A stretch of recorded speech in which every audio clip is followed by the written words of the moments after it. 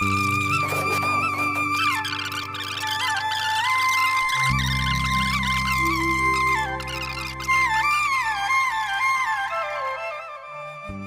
दोस्तों, भगवान बिरसा मुंडा के ऊपर ये मेरा दूसरा वीडियो है। हमने अपना पिछला वीडियो में बात की थी उनका जन्म, जीवन संघर्ष और मृत्यु के।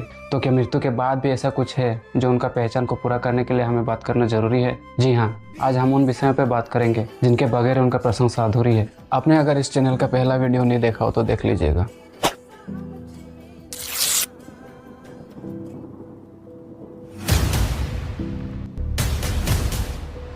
जोहार साथियों, भगवान बिरसा मुंडा के मृत्यु के बाद उनके शरीर के साथ क्या किया गया, ये इतिहास में बहुत अस्पष्टता और रहस्य है।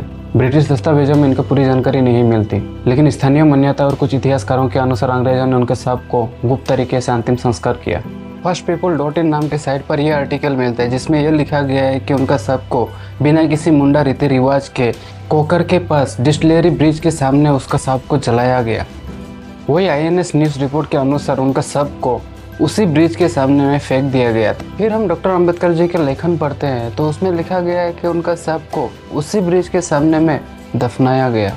दोस्तों, जितने भी आर्टिकल या पोस्ट हो जहाँ तक आप पहुँच सकते हो, उन सारी चीज़ों को आप अगर पढ़ भी लेते हो तो भी आप भगवान बिरसा से जुड़े कुछ सवालों का जवाब सटीक तरीका से नहीं ढूंढ पाओगे।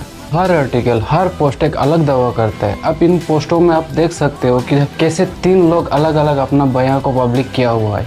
गवर्नमेंट ऑफिशियल साइट्स पर भी उनका प्रॉपर रिसर्च का आर्टिकल्स नहीं मिलता। तो आपको क्या लगता है, आज हम भगवान बिरसा मुंडा के बलिदान को सही सम्मान दे पा रहे हैं? आज 100 साल के बाद अगर उनका हिस्ट्री को जानने के लिए इतना जटिल परिस्थिति है तो सोचो 1000 सालों के बाद तो लोग उनका नाम तक याद नहीं रख पाएंगे। ज़्यादातर उल्लेख न्यूज़ पोर्टल्स में ही होता है, जैसे कि Hindustan times, the Hindu, Indian express, outlook या फिर किसी रिपोर्टर के आर्टिकल या CM PM या राष्ट्रपति के ओपिनियन से आपको पीसेस में मिलेंगे। साथियों, बिरसा के जाने के बाद लोग कहते थे बिरसा मर नहीं सकता। बिरसा मुंडा को पूरे आदिवासी समाज ने भगवान का दर्जा दिया, वे लोग देवता बन गए। आज भी उनका पूजा की जाती है, खासकर झारखंड, उड़ीसा, छत्तीसगढ़, बिहार, बंगाल और मध्य प्रदेश के ट्राइबल गाँवों में बिरसा भगवान के नाम से उनका नाम लिया जाता है। डोंबोरी बुरु, खुंती डिस्ट्रिक्ट झारखंड में बिरसा भगवान का पहला मंदिर बना। 1990 के दशक में स्थानीय लोगों और बिरसा के अनुयायियों ने मिलकर ये मंदिर बनाया। ये कोई ऑफिशियल गवर्नमेंट फाउंडेड मंदिर नहीं था, बल्कि लोक आस्था और श्रद्धा से बना मंदिर था। यहाँ हर साल 15 नवंबर को भगवान बिरसा मुंडा के सम्मान में विशेष पूजा और मेला की आयोजन होता है। मंदिर में बिरसा भगवान की मूर्ति स्थापित है जो कि तीर धनुष के साथ दिखाई देता है, जो उनके वीर रूप का प्रतीक है। डोंबोरी बुरु पर हर साल विशाल बिरसा मेला लगता है जिसमें आसपास के गांव के लोग भाग लेते हैं। आदिवासी लोग दूर दूर से यहाँ यात्रा करके बिरसा स्थल पर आते हैं और उनके चरण में श्रद्धांजलि अर्पित करते हैं। तो आप समझ गए होंगे कि उनका नाम को भगवान के साथ क्यों जोड़ा गया है। बस यही एक बिरसा भगवान की मंदिर नहीं है, और भी मंदिरें हैं जिसमें भगवान बिरसा मुंडा की पूजा होती है। पुलिहातू, जो कि उनका जन्म स्थान है, यहाँ पर भी एक छोटी सी मूर्ति और स्मारक स्थल है। आदिवासी समुदाय यहाँ पर दीप जलाकर श्रद्धांजलि देते हैं। रांची और गुमला में भी उनका स्थानीय मंदिर और स्मृति स्थल है। आगे हम उनका वीरता का अचीवमेंट्स के बारे में और भी बात करेंगे, क्योंकि मुझे लगता है कि एज ए इंडियन हमें हर व्यक्ति को ये पता होना चाहिए कि कोई पॉलिटिकल सपोर्ट के बिना, कोई बैकग्राउंड के बिना एक साधारण इंसान कैसे पूरे भारतवर्ष का गर्व बना। साथियों, उनका मृत्यु के 100 साल बाद 2000 को उनका जन्मदिन 15 नवंबर को ही झारखंड को बिहार से अलग करके एक अलग राज्य बनाया गया। ये एक डायरेक्ट ट्रिब्यूट था उनका संघर्ष को। आज भी झारखंड का फाउंडेशन डे उनका जन्मदिन पर ही मनाया जाता है। भारत सरकार ने बिरसा मुंडा को फ्रीडम फाइटर और नेशनल ट्राइबल आइकन के रूप में मान्यता दी। बस यही नहीं दोस्तों, बिरसा मुंडा के नाम पे कई बड़े इंस्टीट्यूशंस और मोनूमेंट्स बनाए गए।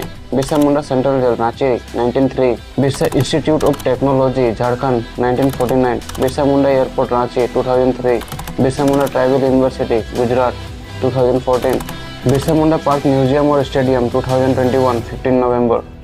उनका इन सारे अचीवमेंट्स के ऊपर आज 130 साल बाद 2021 में भारत सरकार ने घोषणा की कि 15 नवंबर को हर साल जनजातीय गौरव दिवस के रूप में मनाया जाएगा।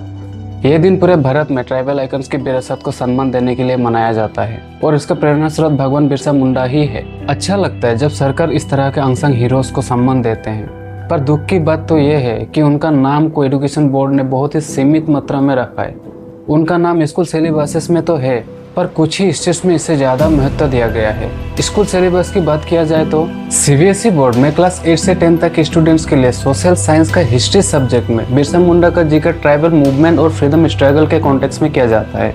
ICSE बोर्ड में क्लास 9 और 10 के हिस्ट्री और सिविक सब्जेक्ट में उनका योगदान संवैधानिक और स्वतंत्रता संग्राम के एक हिस्सा के रूप में पढ़ाया जाता है। झारखंड, उड़ीसा, छत्तीसगढ़, वेस्ट बंगाल जैसे स्टेट बोर्ड में तो 6 से लेकर 12 तक की हिस्ट्री और रीजनल स्टडीज की सिलेबस में बिरसा मुंडा का विशेष रूप से उल्लेख किया गया है, क्योंकि राज्य उनका विरासत से जुड़े हुए हैं। झारखंड बोर्ड में तो उनका अलग से एक लेसन होता है।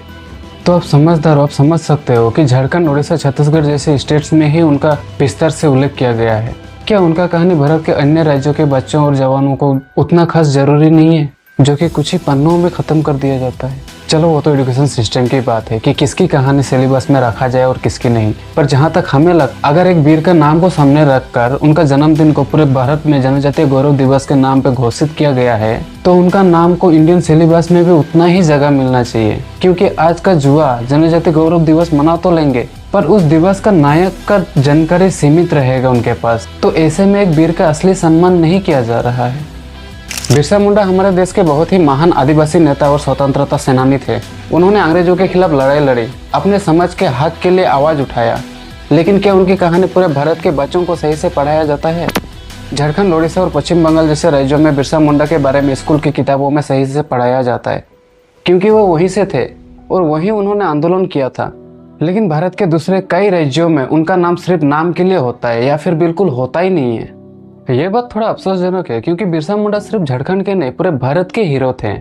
अगर बच्चों को भारत के हर कोने की स्वतंत्रता सेनानियों की कहानी नहीं बताई जाएगी तो अधूरे जानकारी के साथ बड़े होंगे। हमारी पढ़ाई में बदलाव लाना बहुत जरूरी, ताकि सभी राज्यों के बच्चे जान सके कि आदिवासी समाज भी देश की आज़ादी में कितना बड़ा योगदान दिया। आपका राय क्या है? आप कमेंट बॉक्स पर जरूर डालें। अगर हम यूनिवर्सिटी सिलेबस की बात करें तो BA MA इन हिस्ट्री में ट्राइबल विद्रोह और कॉलोनियल रेजिस्टेंस के टॉपिक में बिरसा मुंडा का आंदोलन और उनका योगदान का अध्ययन होता है। और BA MA इन सोशियोलॉजी में आदिवासी कल्चर और ट्राइबल मूवमेंट के संदर्भ में बिरसा मुंडा का सामाजिक और संघर्षात्मक पहलुओं को समझाया जाता है। ट्राइबल स्टडीज या इंडिजिनस स्टडीज़ में बिरसा मुंडा को एक कल्चर और स्पिरिचुअल लीडर के रूप में पढ़ाया जाता है, जिन्होंने ट्राइबल आइडेंटिटी और स्वाभिमान के लिए संघर्ष किया। ये सारी सिलेबस की बात हो गई। कॉम्पिटिटिव एग्जाम जैसे UPSC, state PSC, SSC, CTAT या TET में भी उनका नाम आता है। और तो और NCERT बुक्स में भी उनका जिक्र होता है। UGC नेट के सिलेबस में भी ट्राइबल संघर्ष का पार्ट होता है, जिसमें बिरसा मुंडा का नाम आता है। तो फिर इंडियन स्कूल सिलेबस में इतना कंजूसी क्यों? NEP 2000 के बाद नए सिलेबस में ट्राइबल हीरोज को और ज्यादा जगह मिल रहा है। तो मैं आदिवासी समुदाय की ओर से सरकार से ये दरख्वास्त करना चाहूँगा कि वीर बिरसा मुंडा को भी इंडियन सिलेबस में थोड़ा विस्तार से जगह दिया जाए। बिरसा मुंडा एक मिसाल है कि एक आम आदमी भी अगर अपना समाज के लिए लड़े तो वो भगवान बन जाता है।